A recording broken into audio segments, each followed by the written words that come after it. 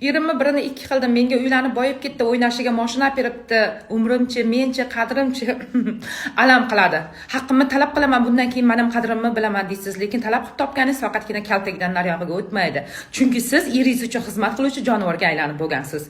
Shkopingizni ochib qarangchi, nechta tepasi bilan pasti bir xil ichki kiyimingiz bor ekan. Nechta pinivaringiz bor kiyib yotadigan. Ishtapil ko'ylakdan boshqa hech narsangiz yo'q, opa. Oynangizni oldiga yugurib borib qarangchi, nechta intim kosmetikangiz yo'q, uni qo'ying. Nechta atringiz bor? Hech narsa yo'q. Erkak kishini hamchi psixikasiga ta'sir qilar ekan. Erim oynani oldiga qarab atirlarimga, kosmetikalarimga qaraydi-da, "O, xotin, narsalaringiz ko'payib qoldimi?" deb xursand bo'lib qo'yadi. Ishlatmasangiz ham erkak kishi o'ylar ekan, bu narsalarni ishlatadi. Bu narsalar men uchun deb. Yo'q, siz faqat xizmat qiling, eringizni boy qiling. Sizga ishlatmasa eringiz boshqalarga ishlatadi. Vaqti keldi.